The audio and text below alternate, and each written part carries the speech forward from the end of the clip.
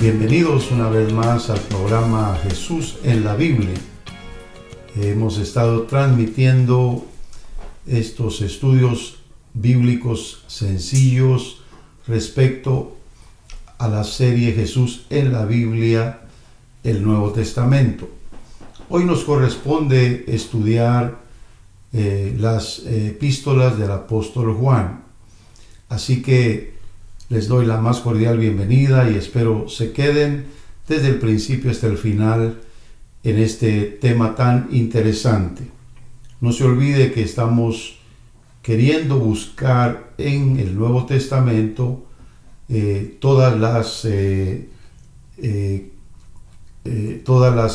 veces que se muestra Jesús o el Señor o Jesucristo en la Biblia, todo relacionado con Dios el Padre, relacionado con las enseñanzas que dio y de qué manera los escritores del Nuevo Testamento lo enfocan. Esa es la misión en este estudio bíblico. Y vamos a comenzar porque creo yo que el apóstol Juan fue un gran maestro, un gran discípulo.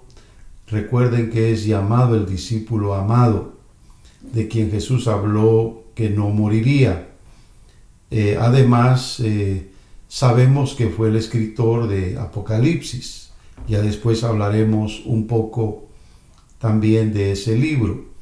Pero el apóstol Juan también escribió una de las cartas generales a la iglesia muy importantes. La primera epístola se considera que es la última de las tres que escribió, pero es la primera que escribe y la única hacia las iglesias de Asia Menor. Obviamente las otras cartas fueron dirigidas también a personas individuales, como lo es la segunda y la tercera epístola, a una mujer y a un varón.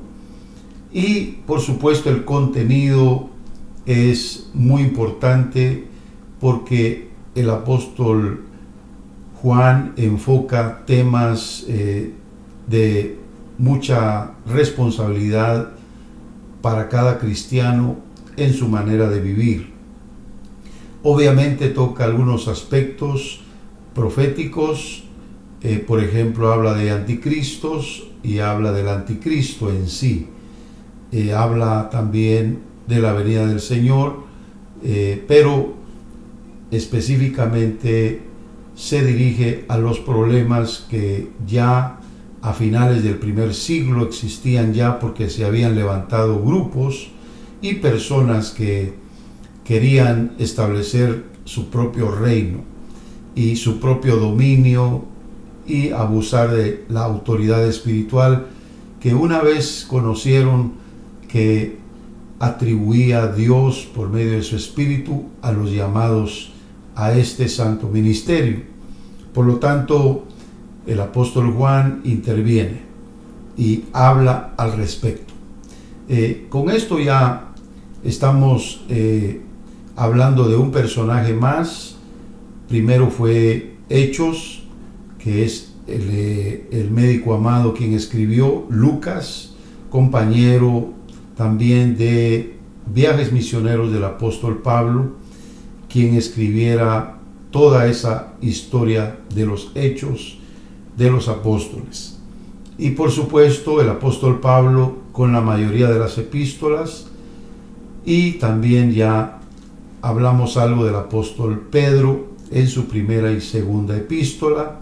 Ya hablamos también de Santiago y ahora nos corresponde el apóstol Juan.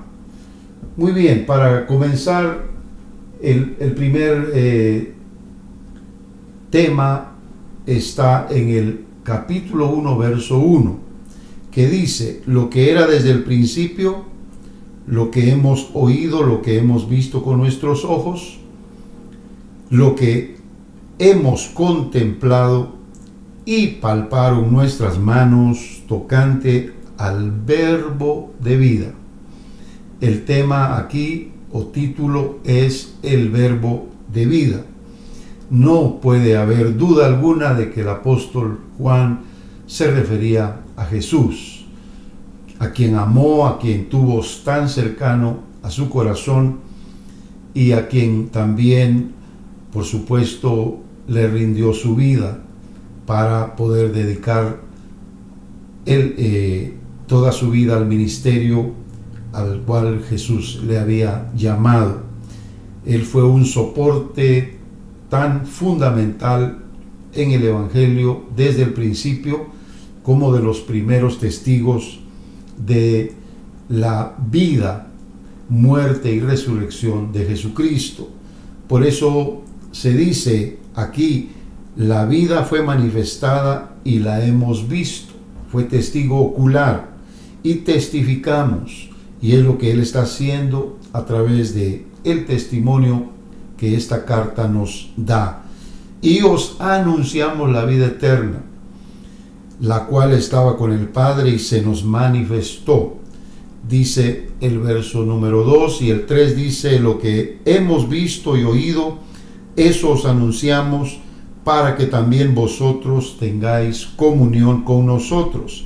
Y nuestra comunión verdaderamente es con el Padre y con su Hijo Jesucristo. Luego dice: estas cosas os escribimos para que vuestro gozo sea cumplido. Entonces, el primer título es el Verbo de vida. Acuérdese que él escribió su evangelio.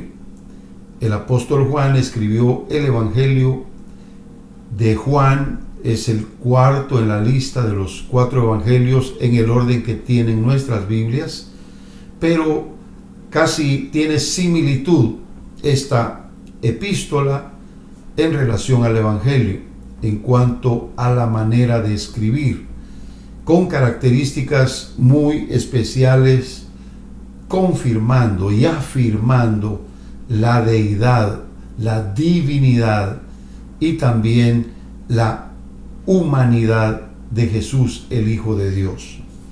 Por esa razón es que aquí en este verso nos detenemos para darnos cuenta que Él dice lo que era desde el principio. Acuérdese que no siempre se habla de un principio en cuanto a la eternidad de Dios o en cuanto a sus obras.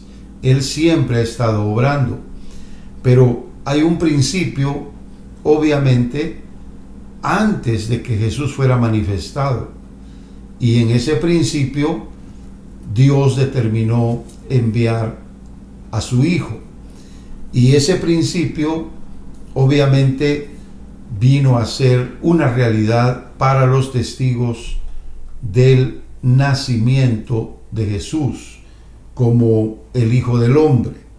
Entonces Juan se refiere al que era desde el principio, pero va mucho más atrás, porque ahí se está refiriendo a la eternidad. Ahí se está refiriendo a la eternidad del Hijo de Dios, como Dios mismo. Es decir, no tiene principio ni tiene fin, pero hay un comienzo, obviamente, en relación a lo creado, a lo que nosotros conocemos hoy como la creación, y aún lo que ven nuestros ojos, si miramos al cielo, si miramos las estrellas, si conocemos de las galaxias y también de los planetas.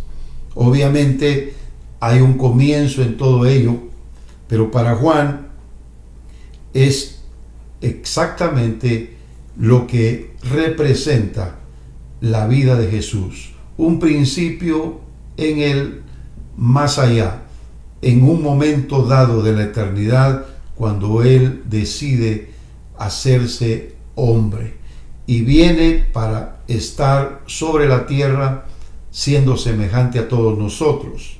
Y Él fue testigo de esa realidad. La humanidad de Jesús fue palpada, fue vista y fue comprobada por el apóstol Juan. Así que ese es el primer texto en Primera de Juan. Hemos dicho que es una carta apostólica general para las iglesias de Asia Menor.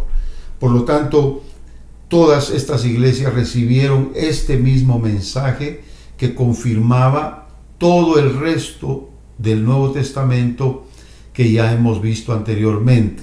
Hasta este punto, prácticamente hay unidad en el mensaje y también hay una característica singular, y es que todos los apóstoles y escritores del Nuevo Testamento pueden claramente testificar de la divinidad de Jesús, el Hijo de Dios. Por eso estamos viendo también ahora en el verso 2 que ya leímos, veríamos ahí el siguiente título: la vida eterna. Porque la vida fue manifestada, dice, y os anunciamos la vida eterna. Porque no habría vida eterna si Jesús no lo hubiera prometido. Además, al él resucitar, él dijo: porque yo vivo, vosotros también viviréis. Y obviamente para una vida eterna, la cual ya es una promesa de parte de Dios a través de la manifestación de Jesucristo en su muerte y en su resurrección. Así como Él murió, nosotros podríamos morir, pero así como Él resucitó, también nosotros podríamos resucitar. Digo podríamos, porque existe la promesa de que también en su segunda venida, en su parusía y su manifestación a la iglesia, los que estén vivos pueden ser arrebatados y transformados para recibir al Señor en las nubes. Pero en lo natural podríamos llegar a pasar por el mismo proceso de muerte y también resurrección, pero la promesa es que si hemos creído en el Hijo, tendremos la vida eterna, según está ya escrito. Y en el principal de los textos, el Evangelio de Juan, capítulo 3, verso 16, está esa promesa. Por lo tanto, miramos aquí lo que es la vida eterna, pero adelantémonos para ver este mismo título en el capítulo 2 y versículo 25, donde dice: y esta es la promesa que Él nos hizo, la vida eterna. ¿Se da cuenta? Ahí está claramente establecida la promesa del Señor a sus discípulos. Ellos lo manifestaron, lo hicieron ver, y aquí estamos nosotros leyéndolo, y cada uno es responsable de lo que oye y debe creer en él o debe rechazarlo. Yo he decidido aceptar esta promesa, creo que tengo vida eterna, creo que la muerte es nada más el fin de una humanidad en el tiempo, pero que en la resurrección habrá una eternidad que nos espera por la promesa de Dios. Y también, si usted puede leer en el capítulo número 5 y en el versículo 11, que dice: y este es el testimonio, que Dios nos ha dado vida eterna, y esta vida está en su Hijo. Dependemos del Hijo de Dios, por lo que Él hizo, por lo que Él es y por lo que Él siempre será. Él nos prometió que estaríamos con Él por la eternidad y estaremos en ese proceso. Hoy ya estamos con Él por la redención, ya le pertenecemos a Él, pero aún no hemos pasado a la eternidad. El paso, como dije, es la muerte, pero obviamente esto, ¿cómo lo puede uno comprobar? No hay manera, solamente por la fe. Alguien podría decir: voy a esperar que usted muera y al usted pasar a la eternidad, entonces yo voy a creer. Pero no hay manera que yo pueda manifestarlo tampoco. Y nadie de los seres humanos lo puede hacer. Por lo tanto, lo que estamos haciendo es dar la palabra y todo aquel que en él cree tendrá la promesa de la vida eterna. Eso es lo que definitivamente mueve el Evangelio de Jesucristo, la fe. La fe viene de Dios, la fe se activa por lo que nosotros oímos y ponemos en el corazón y creemos y confesamos también con la boca. Y eso es lo que puede nada más afirmar lo que hemos leído. Pero también el verso 13 de este mismo capítulo 5 de Primera de Juan dice: estas cosas os he escrito a vosotros que creéis en el nombre del Hijo de Dios, para que sepáis que tenéis vida eterna, y para que creáis en el nombre del Hijo de Dios. ¿Se da cuenta, mi querido hermano y amigo, que en la Biblia está claramente establecido? Si Juan llegó aún al exilio, a ser encarcelado y luego a ser puesto en una isla, en la soledad de ese lugar donde él tenía que sobrevivir por sí mismo, si él pasó por todo eso, por lo que había creído, él sabía que valía la pena y se aferró totalmente a esa promesa, que lo creyó, y Dios lo usó como el receptor de esas revelaciones que ahora nosotros podemos leer en el Nuevo Testamento, específicamente en el libro de Apocalipsis. Aunque no es tan grande, sin embargo, es algo muy especial que como revelación el apóstol Juan recibió de parte del Señor. Así que Dios lo usó para que fuera entonces testigo ocular y luego también testigo de las revelaciones de Dios. Y nos las ha trasladado a nosotros, que las estamos leyendo. Pero nuestro trabajo es creerlo. Y debemos creerlo para que esa promesa se cumpla. Porque para que creáis, eso fue escrito para que creamos en el Hijo de Dios. Y por último, el verso número 20 de este mismo capítulo 5 de Primera de Juan, que dice: pero sabemos que el Hijo de Dios ha venido y nos ha dado entendimiento para conocer al que es verdadero. Y estamos en el verdadero, en su Hijo Jesucristo. Y oiga bien, dice: este es el verdadero Dios y la vida eterna. Aquí se agregó algo más. No solamente dice es la verdadera vida eterna, no, dice es el verdadero Dios. Lo asegura el apóstol Juan porque está prácticamente afirmando lo que es la divinidad de Jesús, el Hijo de Dios. Él es Dios, Dios que se manifestó en carne, Emmanuel, Dios con nosotros. El misterio de la piedad está precisamente en su humanización, en su encarnación como Hijo de hombre. Y eso es lo que nos da a nosotros la seguridad de que estamos creyendo algo inusual, algo fuera de lo natural, algo que tiene un sentido milagroso. Y por ser tan fuera de lugar en lo natural, mucha gente no lo cree, porque quisieran pruebas o quisieran entenderlo con la razón, y no se puede. La fe no trabaja por medio de la razón. La fe trabaja por medio de creer en el corazón lo que Jesús prometió. Así que Él es el verdadero Dios y la vida eterna, porque sin Él no podría existir la vida eterna. Es decir, no es un sincretismo como muchos creen. Es un Dios al final de cuentas, todos creen en un Dios y cualquiera que sea ese Dios, ¿cómo podemos nosotros juntarlo con el Evangelio? Si el Evangelio es totalmente diferente a las otras creencias. No podemos nosotros poner el Evangelio de Jesucristo en la misma línea de las otras religiones, porque es completamente distinto.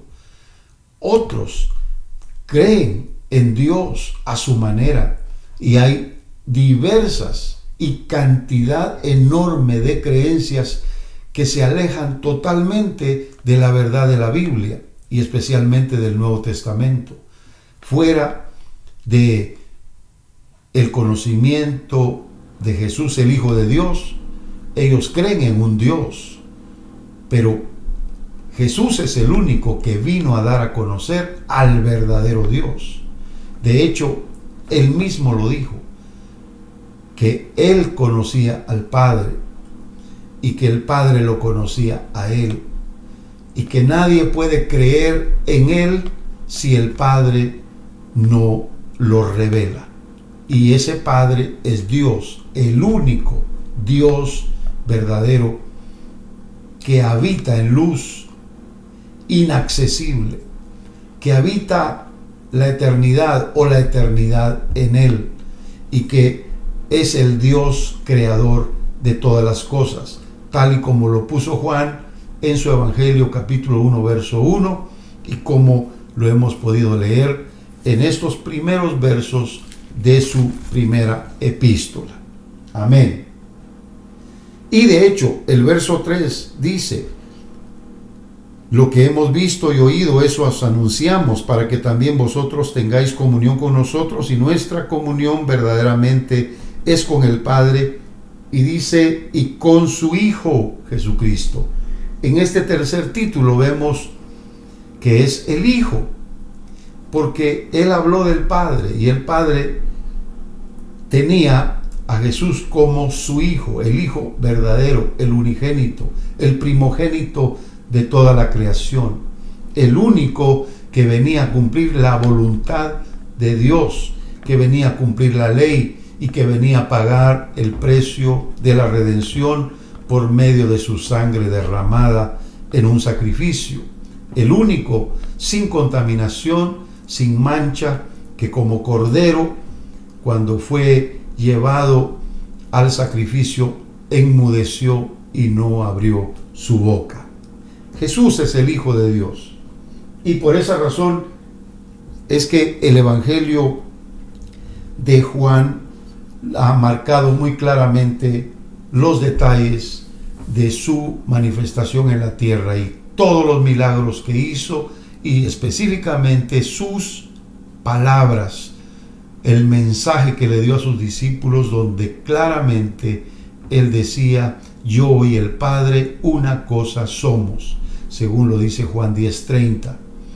Así que la relación del Hijo con el Padre era única, era exclusiva, y era definitivamente una relación perfecta de armonía, comunión y unidad en el pensamiento y en la intención de cumplir un plan y un propósito eterno. Pasamos al cuarto título.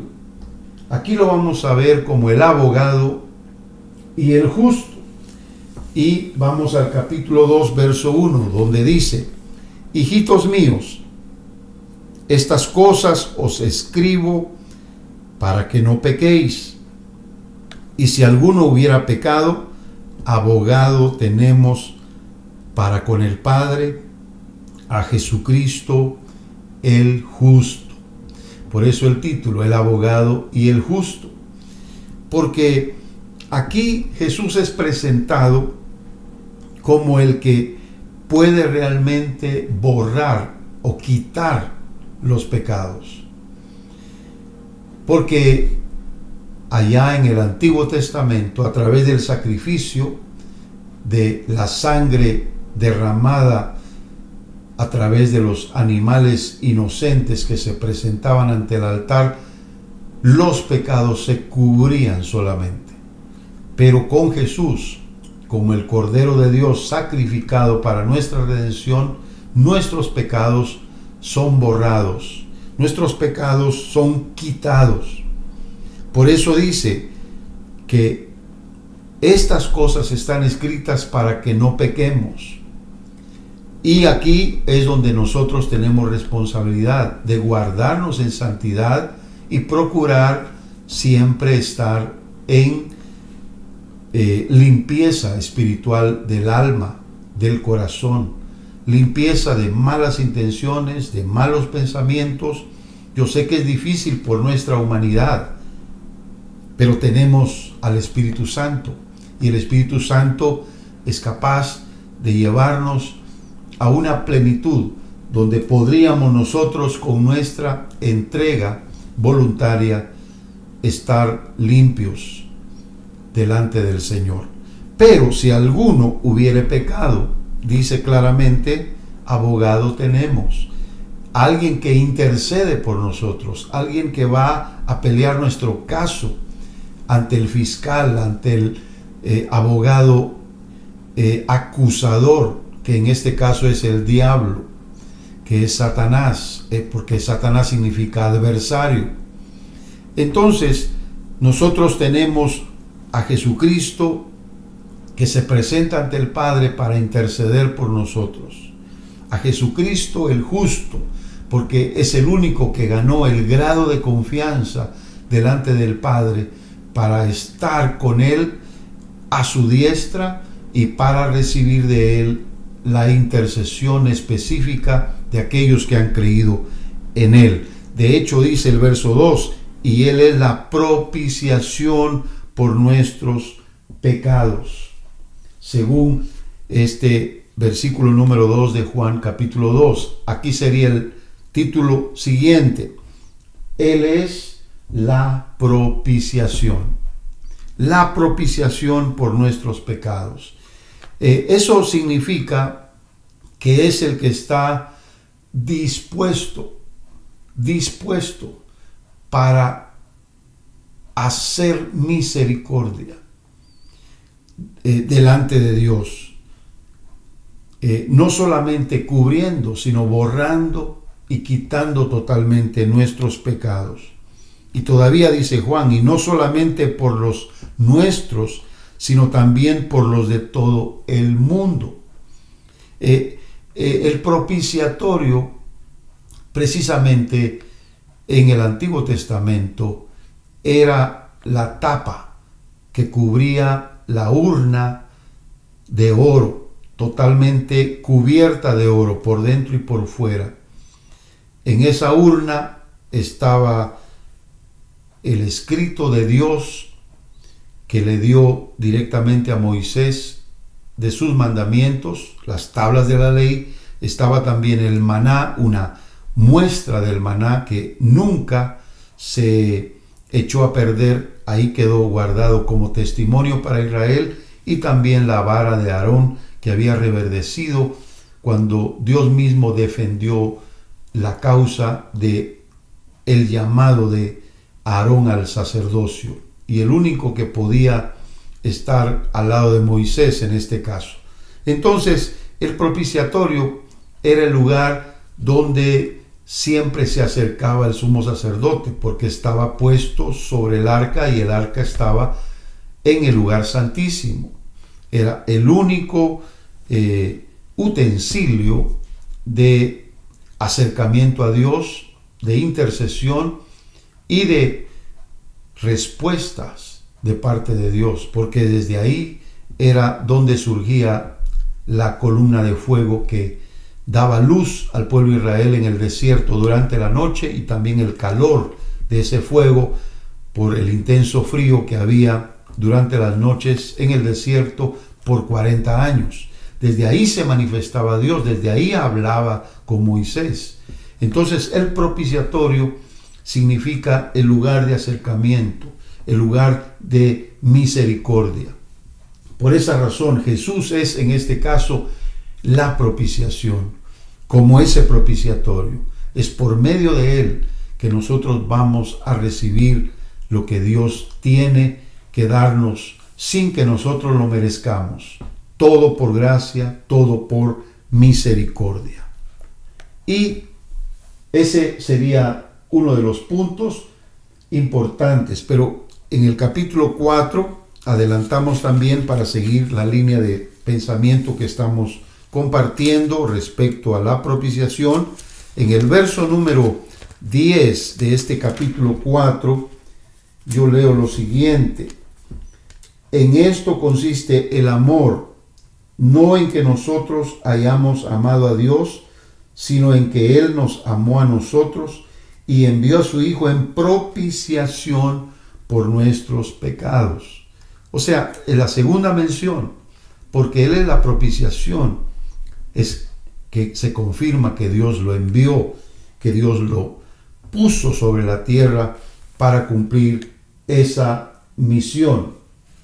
Y si volvemos nuestras páginas de la Biblia a Romanos y leemos también en Romanos capítulo número 3, si usted me lo permite, ahí vamos a ver el verso 24 y 25, que dice: siendo justificados gratuitamente por su gracia, mediante la redención que es en Cristo Jesús, a quien Dios puso como propiciación por medio de la fe en su sangre, para manifestar su justicia a causa de haber pasado por alto en su paciencia los pecados pasados. Otro versículo más. Ahora, esto confirma lo que dice el apóstol Juan, porque lo dice el apóstol Pablo.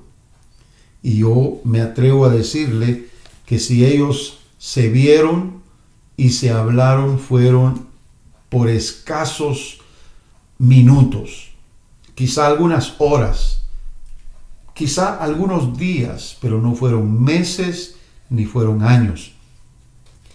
Quizá no tuvieron la oportunidad de compartir juntos en detalle muchas de las doctrinas del Evangelio que ellos habían recibido por revelación, cada uno en lo individual. Sin embargo, mire cómo coordinan, cómo compaginan, cómo mantienen una unidad en la revelación relacionada con Jesucristo. Él es la propiciación y estos versículos nos lo demuestran. Muy bien. Y también vamos ahora a Juan, capítulo 3, primera epístola, por supuesto, donde estamos. Vamos a otro título. Este título es que Él es limpio, puro o santo, según lo dice el verso número 3. Y todo aquel que tiene esta esperanza en Él, hablando de Jesucristo, se purifica a sí mismo, así como Él es puro. ¿Se da cuenta? Es decir, Jesucristo es puro porque Él es completamente limpio, sin mancha, sin contaminación. Así lo fue en su estado humano cuando estaba en la tierra y estaba ministrando a los hombres. Cuánto más ahora que ha resucitado, que está sentado a la diestra del Padre, que intercede delante del Padre a nuestro favor. Cuánto más no estará el Señor santo, limpio, sin mancha, puro, como dice aquí el mismo apóstol Juan.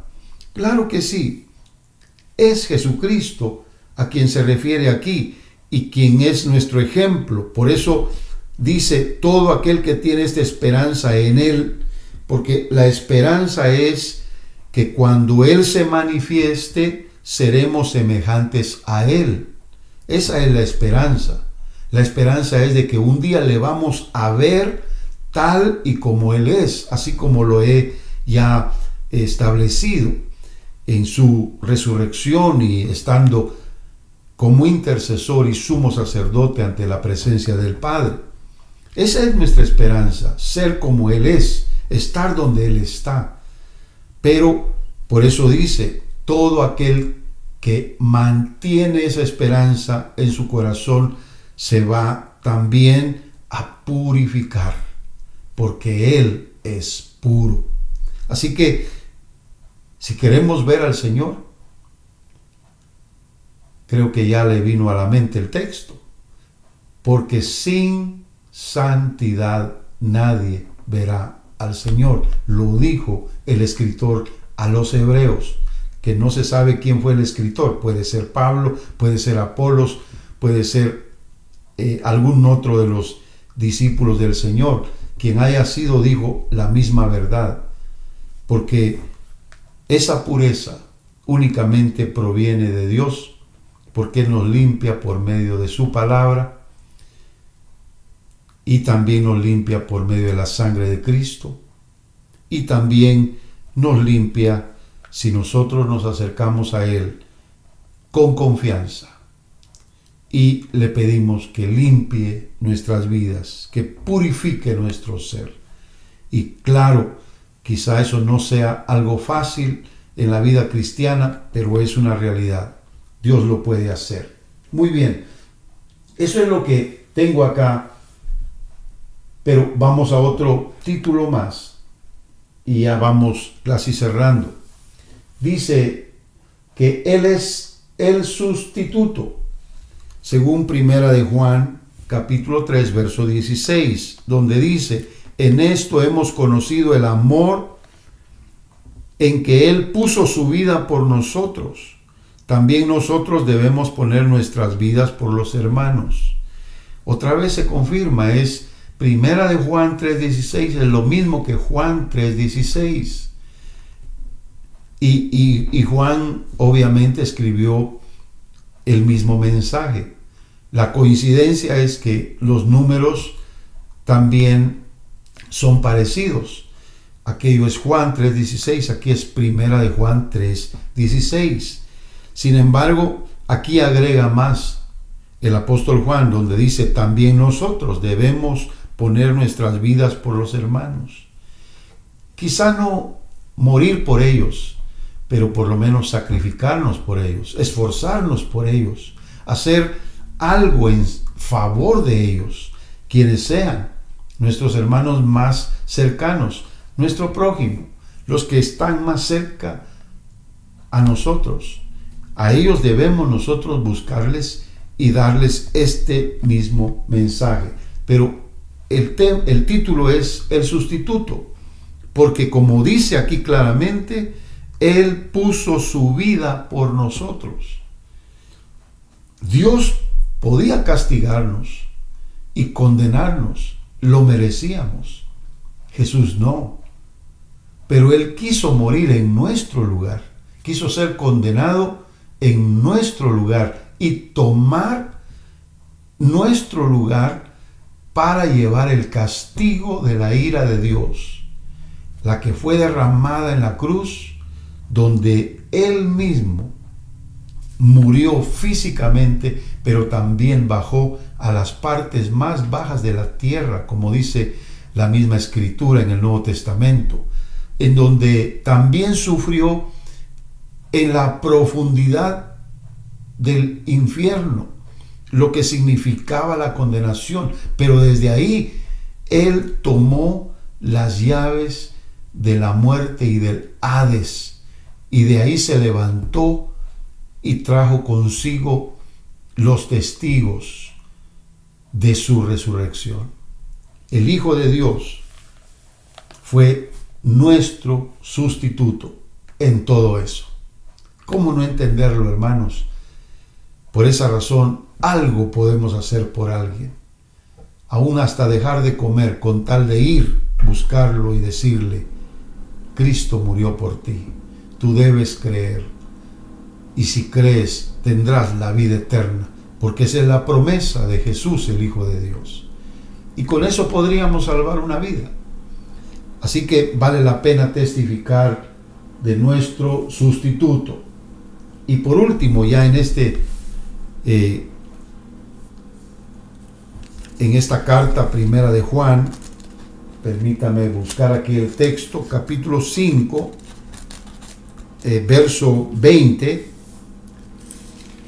Amén. Capítulo 5, verso 20. Ahí es donde vamos a tener otro título más. El título se llama El Verdadero. El título le puede poner usted El Verdadero. Y leo el texto porque siempre lo estoy haciendo así, aunque ya lo leí una vez, pero esta vez para poder descifrar el título que hemos dado. Pero sabemos que el Hijo de Dios ha venido y nos ha dado entendimiento para conocer al que es verdadero, y estamos en el verdadero, en su Hijo Jesucristo. Este es el verdadero Dios y la vida eterna. 3 veces se menciona verdadero, porque Él es el verdadero. Es decir, el Hijo de Dios, cuyo nombre es Jesús o Jesucristo, es el verdadero. Es el verdadero en la redención, en la sustitución, en la propiciación, en la abogacía que Él toma o intercesión por nosotros. Es el verdadero en haber dado las promesas de la vida eterna. Y también es el verdadero Dios, porque Él se manifestó en carne, y estos fueron testigos de eso, y ellos lo confirman, y ha quedado aquí escrito para que nosotros lo creamos. Muy bien, la segunda carta del apóstol Juan, también, aunque es corta, porque solamente hay un capítulo de 13 versículos. Sin embargo, aquí vamos a entresacar un título. Este título es El Hijo del Padre. Y lea el verso 3, que dice: sea con vosotros gracia, misericordia y paz de Dios Padre y del Señor Jesucristo, Hijo del Padre en verdad y amor. Por esa razón le pongo el título Hijo del Padre, porque aquí está escrito. Entonces, la carta del apóstol Juan, que es la segunda que estamos viendo, no tiene mayores menciones, aunque sí también menciona en el verso 9: cualquiera que se extravía y no persevera en la doctrina de Cristo no tiene a Dios. Y se menciona la doctrina de Cristo 2 veces. Ahí se menciona a Cristo, pero la doctrina de Cristo es todo lo que hemos visto al momento. Y una de ellas, como una verdad inalienable, es la que hemos puesto como título: el Hijo del Padre. Él dijo: yo soy la verdad y la vida, el camino, la verdad y la vida. Él dijo que Dios era amor, Dios es amor. Todo eso lo dice el apóstol Juan. Pero obviamente nosotros entendemos que descifrar a Jesucristo en todas sus características, obviamente nos quedamos cortos. No solamente con nuestro pensamiento, sino aún con nuestra recepción de esas verdades. No las puede soportar el corazón. Es demasiada la revelación, es tan grande la revelación, que lo único que tenemos que hacer es creer y guardar la esperanza de un día verlo tal y como Él es, descifrarlo, hablar de Él, escribir de Él. Todo eso es imposible para nosotros, porque nos quedamos cortos. Las palabras faltarían, el tiempo para escribir, para hablar de Él a través de lo que podamos escribir, de igual manera faltaría, porque no sería posible únicamente porque hemos leído que Él vivió 33 años y medio. No sería posible porque todavía hay un tiempo mucho más atrás, cuando Él fue quien fue y quien decidió venir a esta tierra para entregar su vida por nosotros. Esa es la maravilla del Evangelio, que no solamente tiene un contenido de una historia humana dentro de la edad o dentro del tiempo humano, sino que también tiene una revelación mucho más antes de que el mundo existiera. Porque antes de que todo fuera creado, Él ya era, Él ya existía, Él ya era Dios y era uno con el Padre. Pero decidió venir, decidió bajar, decidió descender a la tierra y tomar cuerpo. Y no solamente eso, sino también tomar nuestro lugar. Por eso dice la Biblia que el justo murió por los injustos. El justo murió por los pecadores, porque Él fue quien tomó nuestro lugar. Es el verdadero Hijo del Padre, porque Él venía para cumplir una misión específica del Padre. El Padre quería hijos, quería familia, quería un pueblo de sacerdotes, una nación santa, hijos adquiridos por el poder de su Espíritu Santo. Y lo ha logrado por medio de lo que Jesucristo hizo en la cruz del Calvario. La tercera epístola de Juan, no tenemos casi nada que hablar al respecto, porque la carta tiene otras aristas, otras partes muy interesantes también, pero no en la serie que estamos haciendo. Por lo tanto, hasta aquí llegamos para luego después continuar con las otras cartas que faltan. De verdad es un gran privilegio poder estudiar la Biblia y poder transmitirla a ustedes en esta forma. Esta serie está en el canal de YouTube que lleva mi nombre. Ahí puede usted encontrar desde los evangelios hasta las cartas que hemos visto esta noche. Y primero Dios, ya a final de este tiempo vamos a tener todo el Nuevo Testamento concluido. Así que gracias por su atención, gracias por su tiempo y gracias por su sintonía a este programa Jesús en la Biblia, el Nuevo Testamento. Que Dios les bendiga.